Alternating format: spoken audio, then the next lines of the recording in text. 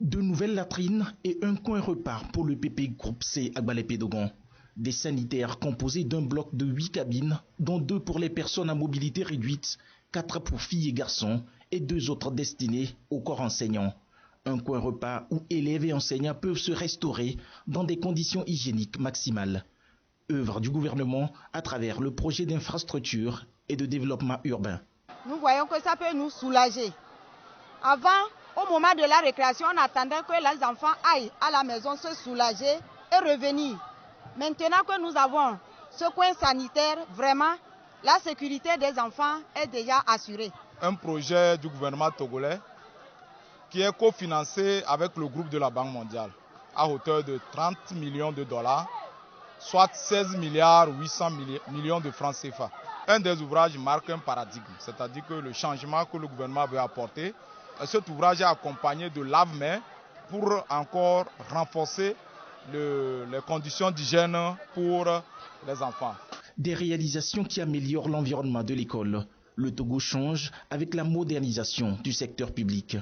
Ces ouvrages témoignent des efforts du gouvernement dans le domaine des infrastructures urbaines et scolaires à travers la feuille de route gouvernementale Togo 2025. Ce projet participe des engagements du gouvernement et du président de la République à faire de l'école l'or de notre humanité.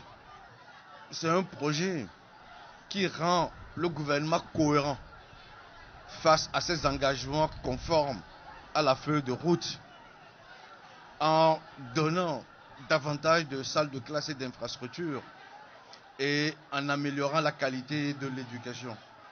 Se sentir à l'école pour les élèves passe aussi par des coins repas modernes assurant de bonnes postures pendant le repas. Pour la pérennité de ces ouvrages, je vous invite donc très vivement, chers élèves, enseignantes et enseignants, revendeuses, la nécessité d'adopter des comportements responsables et citoyens pour favoriser leur bon fonctionnement.